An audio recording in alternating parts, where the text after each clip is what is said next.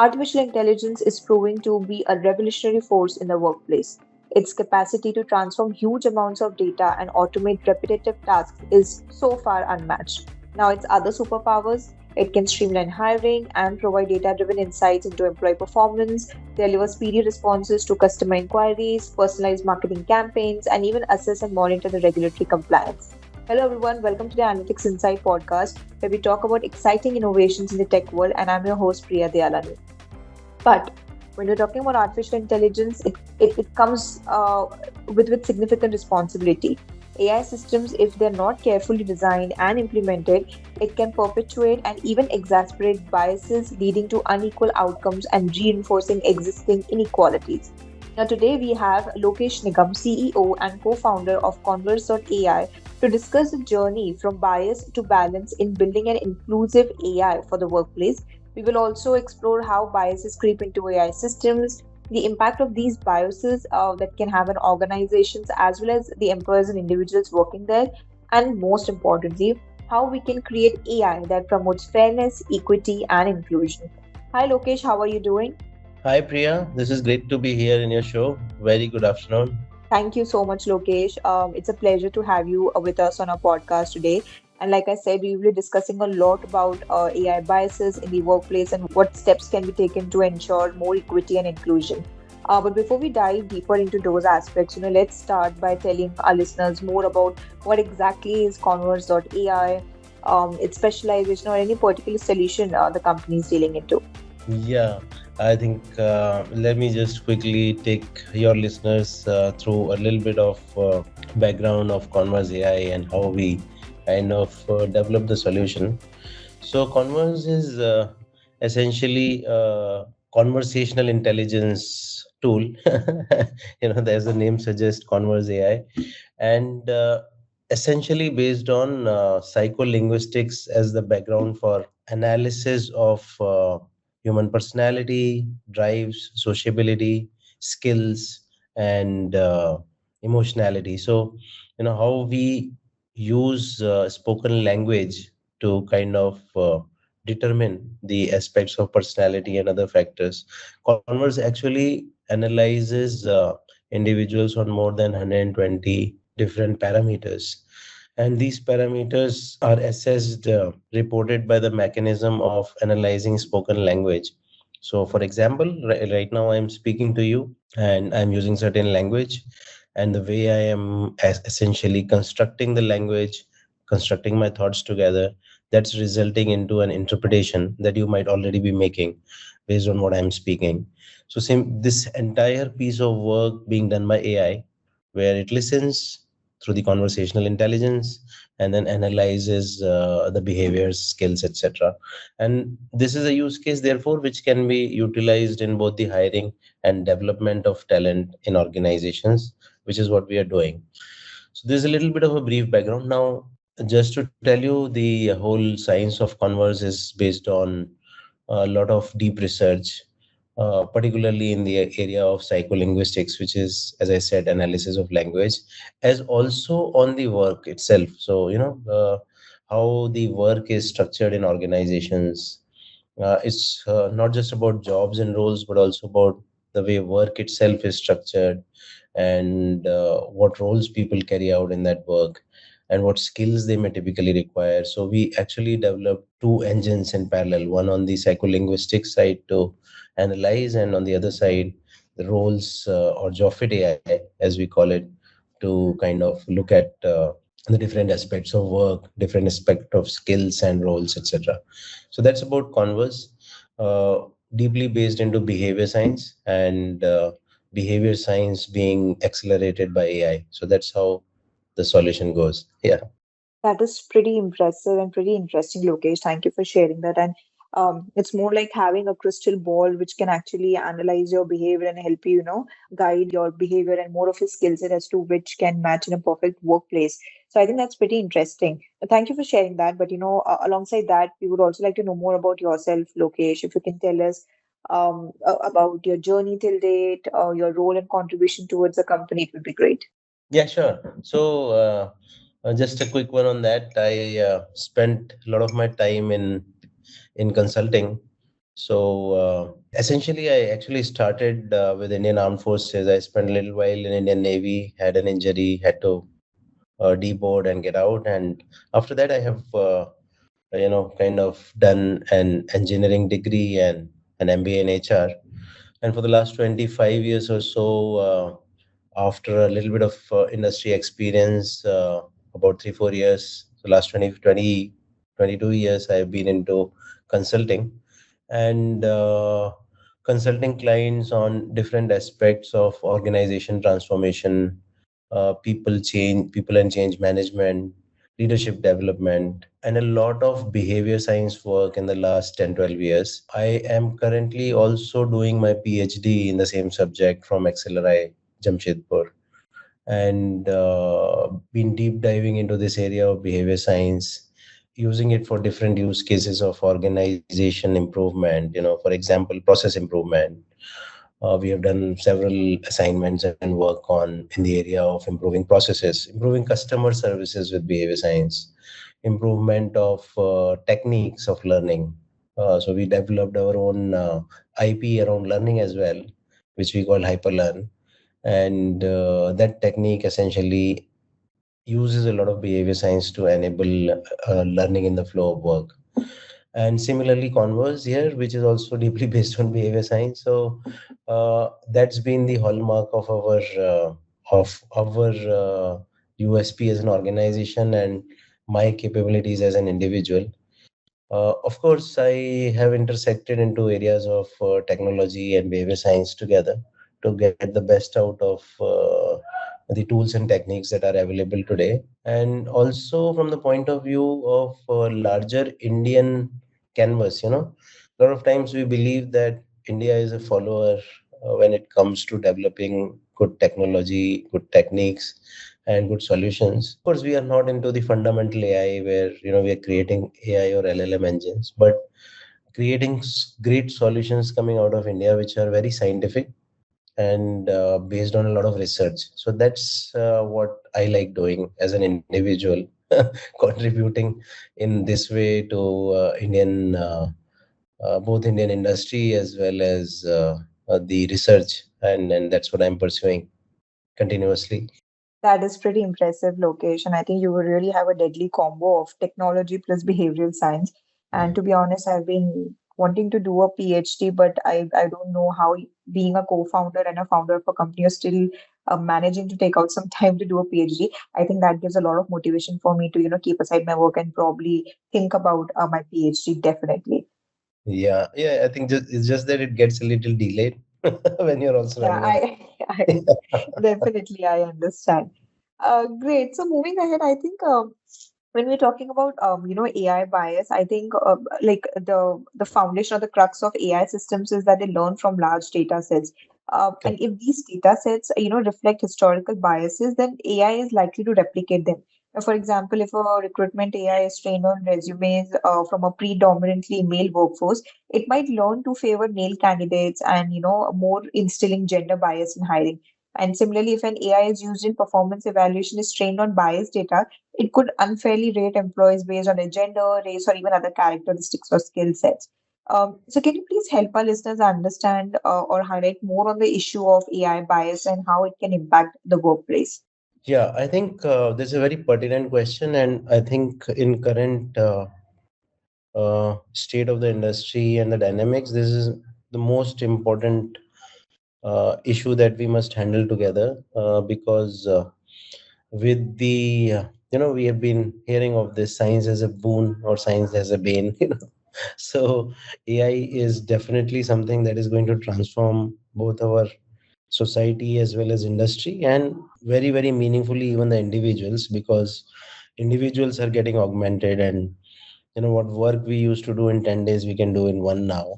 So at whichever plane and level we see, it is going to transform us in a very meaningful way. However, we have to keep it from amplifying biases, as you rightly said.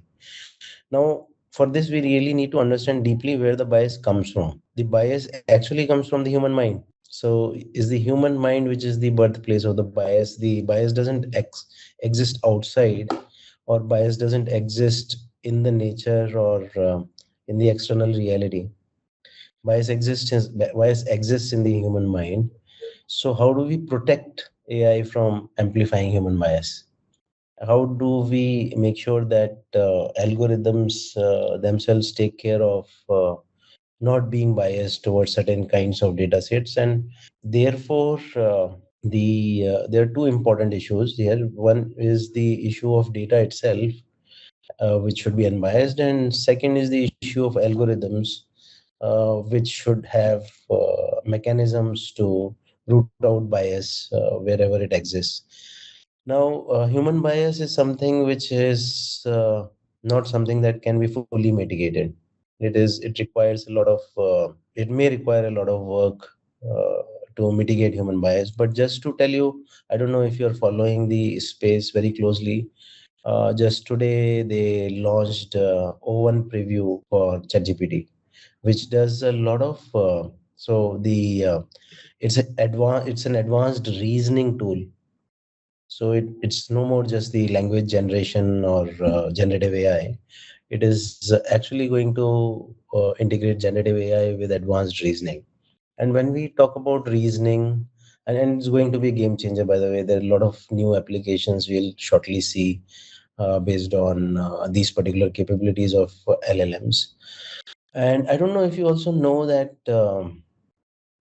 there is some work which is happening in parallel on AI versus human outcome and outputs. So there is a research which is recently been concluded. I don't remember the name of the university, but in the US, uh, the whole research focuses on outcomes of a specific task, which is research domain. So writing of research papers. Let's say I want to write literature reviews as research. The output of a human mind, a group of students versus AI, which one is more bias free, which one is more complete, and which one is more reasoned in its arguments, research papers. So, which is more solid in its arguments, and which meets the standards of the publication requirement, etc. more. And you won't believe that they actually found that AI is doing a better job than humans, even in research. So now LLMs have the capability to go over the bias, is what I'm trying to say. But can we eliminate it completely? No. And therefore, we must definitely and always focus on AI as a decision enablement tool, but not to forget that there would be some bias. Are there mechanisms to reduce that bias? Of course, you can reduce biases in data. You can reduce biases in data by removing or reducing uh, unrepresentative data sets, or you make your data sets very inclusive. So just to take an example of Converz AI, our starting point was actually bias. Now in hiring process, what happens is the way I'm speaking biases the mind of the recruiter. So there are several kinds of biases which are present. The way I look, or the what kind of language I speak, and so on and so forth. Now, can AI reduce or remove all these biases? Yes, it can. But will it have certain parameter level biases, in the original data itself? Yes, it can have. So what am I doing to remove that?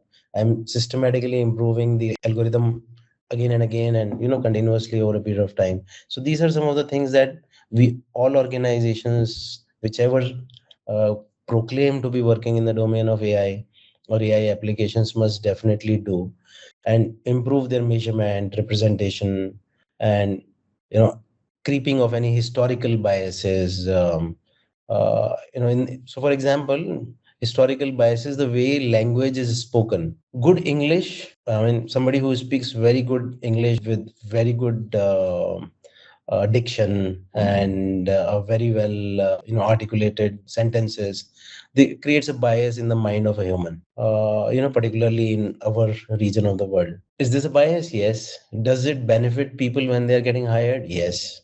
Can I remove this bias through AI? Yes. So it's about how we plan and remove some of the historical biases Tools are available. Will it ever be 100%? No, but it has to become fairer and fairer as we go along. Well, yes, definitely. And I think you highlighted a very important point that bias truly exists in a human mind. Yeah. And, like what role technology can play here in mitigating those biases and help in more accurate decision making. But I think these biases, a lot of people believe that these biases are very theoretical. But I Yeah. think they're not just theoretical, they really have some real world consequences. Like, I earlier mentioned that if you have a biased AI model, so it can lead to discriminatory hiring or unequal pay or even workplace harassment for that matter. So I think it's very crucial to address bias in AI from the very beginning of the development of your AI model. And what happens when bias in AI goes unchecked in the workplace? I think there are a lot of implications that can be, far-reaching. It can affect employee model. It can even affect a company's bottom line for that matter. So, can you help us, understand more about AI bias by sharing some specific instances where AI has shown bias in hiring or recruitment, and probably how Converse AI platform could help mitigate or address those issues?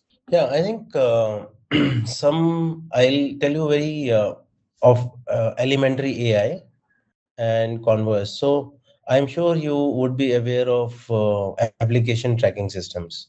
Yeah, yeah, definitely. Many of these application tracking systems will proclaim to be AI and Mm-hmm. algorithmic. But what happens in the background is a logic or a rule. So, do you have 5 years of experience? Have you worked in this particular area? So, it's a very logic based deduction of information. What that does is, if you am not using those keywords because it's a keyword match system, it is not really an AI. When I'm using that keyword match system, and let's say I'm a student studying in Jabalpur in Madhya Pradesh versus I'm studying in New Delhi in India. So I'm more aware in New Delhi, I'm more aware of the keywords that I must be using, what kind of keywords a particular company requires. But let's say a student in Jabalpur is not aware. So my tool is very biased and it is actually filtering out students who do not know certain keywords. And that is extremely bad for me as a company if I'm hiring, for me as a society, because I am creating that bias in the social system that people from better towns and cities who are better informed will find better jobs. And this is something which is disastrous, in the long run can create a lot of havoc, both in the technology space, the way technology is used, as well as in the social systems, because we are biased against certain individuals. How do we make sure that doesn't happen? How do we make sure that we move on from this keyword kind of work and use real AI, which tests real capabilities of people no matter where they are sitting? And that's exactly what when we started thinking of Converse, we started thinking that way. And as you rightly said, you have to start building your model initially to reduce all the noise of human biases.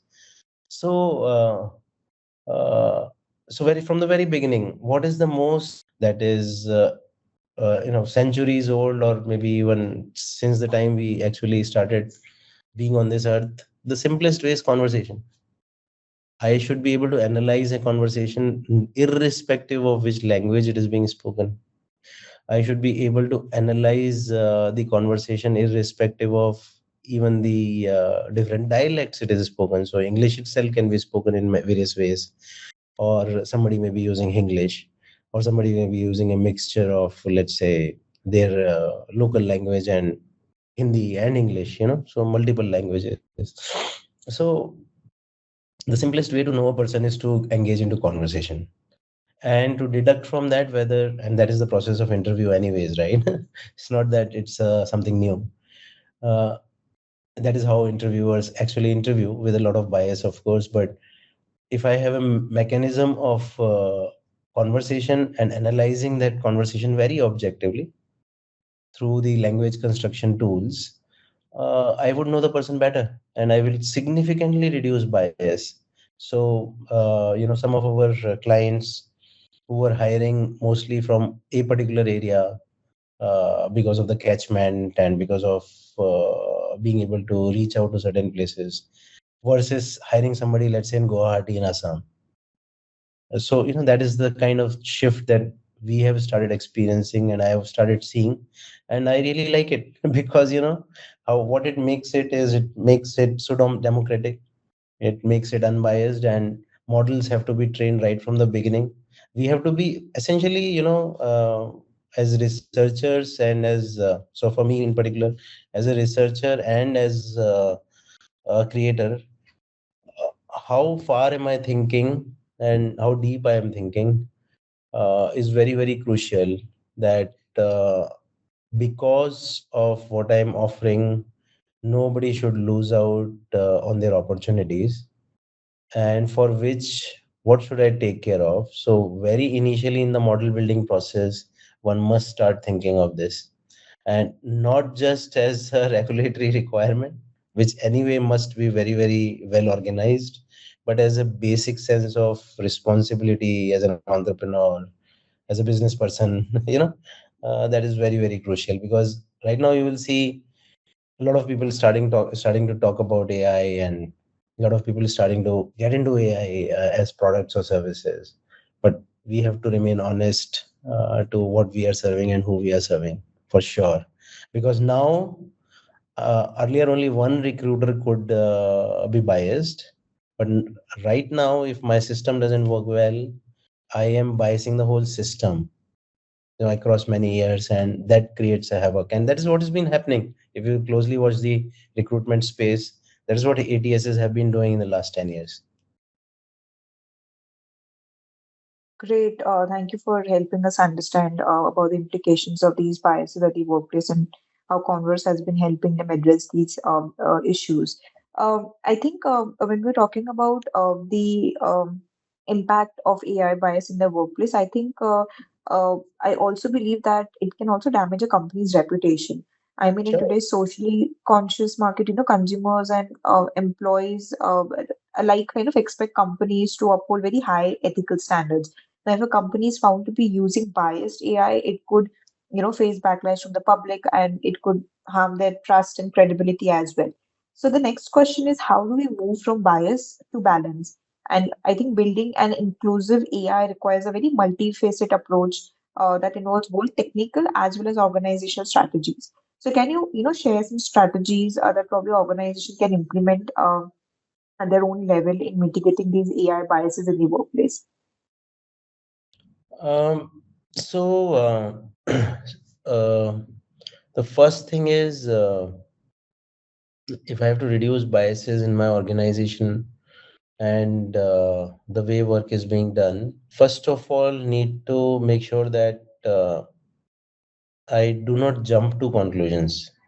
So I just wanted to highlight this point here, that even the AI system adoption or AI system creation is still being done by humans. In organizations, I'm deciding which kind of systems to bring in, which kind of systems to start utilizing.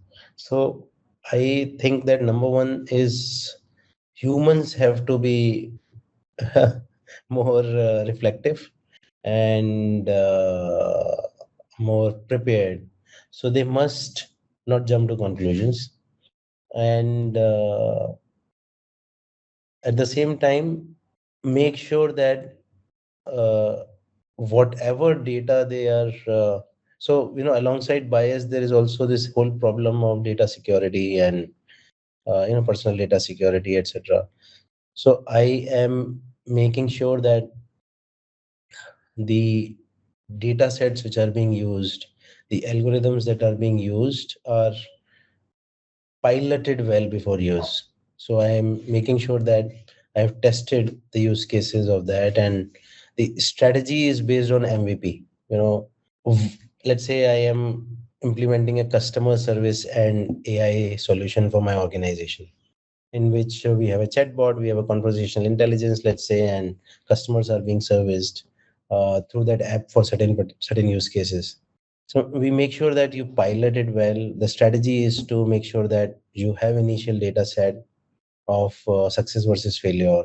You have at least one or two rounds of improvements before you introduce it into the real system. very, very crucial, and making sure that it is not just done by one person. There are a few people, because when you multiply the number of people, of course biases also multiply, but at the same time, when it is about a rational process, it can reduce biases significantly. Or the error multiplication process should not lead to biases, but actually it should lead to multiple people looking at a certain thing simultaneously. And you have a strategy, first of all. Say, the other thing is transparency, that you are telling the customers that what is being done, or you telling the users and users what is happening in the background and what is actually being done. So transparency is key, and uh, with the transparent set of information, you also protect your brand and name, because people who are interfacing already know that this is the kind of thing which is happening, and therefore they should be okay with it. One more research I want to quote here, just for the purpose of the listeners, is something around acceptability of AI as a conversational tool versus acceptability of a human. So you will be surprised that uh, in many of the age brackets, people are preferring to talk to a bot or AI rather than humans when it comes to decisions. Huh? So AI taking decisions instead of humans. So many of the age groups, they feel that humans may be more biased and not the AI. So yeah, so there is a belief, there is an acceptance of AI tools in the market and also in the society. A lot of people are now exposed to using AI tools, but at the back end, as part of a strategy, uh, the organizations must be careful. Make sure of two pillars of AI, very, very crucially: one, the bias pillar; second, the data security pillar. And the bias pillar gets exposed with pilots. Data security, of course, is a game of a lot of things is documented already, and how to make sure that we are safe on that. So these two things are crucial, and the only way to be sure that I'm doing the right thing is to actually test a few cases before we launch something which is systemic. Yeah, very well said, Lokesh. I think transparency is definitely very crucial when we are trying to implement as well as mitigate these AI biases, because it's impossible to eliminate bias entirely from AI. I think that is why we need more of an inclusive approach. We need everybody on board. We even need continuous monitoring and feedback as well, because it helps understand and gain different perspectives from users and also those not affected by the AI decisions as well. So I Yeah. think when we're talking about inclusive AI, I think it's quite promising looking ahead in the future, but it will definitely require a lot of ongoing effort and vigilance as well. But as you know, we continue to evolve. AI also continues to evolve, and I think we must also evolve our approaches to ensuring that these systems are fair and equitable as well. One last question for you, Lokesh, that would be, what are certain trends that you think might take place in the coming years when you're talking about AI in the workplace? Okay, so I think this is a very interesting question. The number one trend is augmentation. So, we have seen in sci-fi movies augmentation, and how humans are augmented to do higher order tasks with the usage of technology. And I think that is one reality, and for organizations as well. How do we augment more and more work with AI, or how do we augment humans with AI? There are a lot of parallel researches. About Neuralink, which Elon Musk promotes, and things like that. So there is a lot of stuff which is happening, and soon we will see a lot of augmentation. We are already seeing it though, but we will increasingly see more usage of augmentation of human effort, particularly mental effort. So physical effort, anyway, there is already a lot of automation and robotization, which does a lot of elemental work which used to happen with human hands a few decades ago. But mental work being augmented, that is the trend, and that is what we are going to see increasingly more and more. Now, in that, there are two aspects, one from the individual perspective and second from the organizational perspective. So organizations definitely will benefit in terms of productivity, direct productivity increase, direct reduction of transaction cost, direct reduction of agency cost, because the wherever humans are involved there will be agency, but with AI or technology there may not be agency. So agency is going to reduce, or transaction cost is going to reduce, productivity is going to increase. But from a human element perspective, what should humans be prepared to do more? And that is something which every individual must watch right now, is what work I can do that adds value to me personally as well as to society. So a little bit of beyond education thing, and of course education systems needs to change, but a little bit of a beyond education thing, a little bit of a creative endeavor, little bit of getting into the higher order domain or higher order thinking of things that I'm dealing with. So let's say, for example, as a researcher, today I am dealing with just a review. No, I cannot deal with it anymore because AI systems are better at reviewing stuff than I can. So what can I do? I can develop concepts and theories and ideas which will take the organizations forward. As an entrepreneur, what domain of services I should be in? Should I start keep continuing to consult and create products in the way I used to do in the past, or I should change that? As an employee, what should I do? Which kind of skills will be beneficial for me to develop? Of course, the first thing is usage of AI for everybody. In the next 1 to 2 years, you should become AI literate.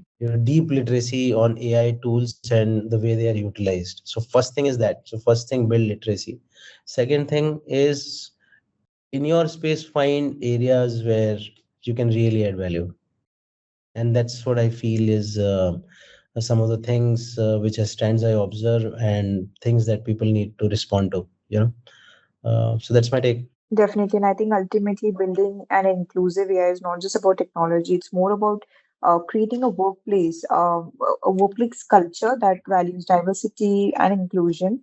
And I think when organizations prioritize on these values, they can truly harness the power of AI that can help create a more just and equitable world of work. So it is very clear that while AI has the potential to transform the workplace, it's also up to humans to ensure that this transformation is inclusive and fair. Yes, thank you so much, Lokesh.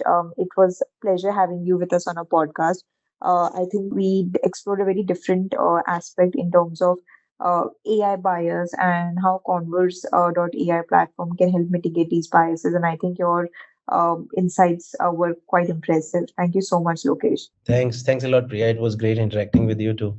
Great. Thank you so much. So, this is for our listeners. That's a wrap up for today's episode of Analytics Insight podcast. Stay tuned for upcoming podcasts, and you can view and listen all our previous podcasts on Spotify and other leading platforms. Thank you so much.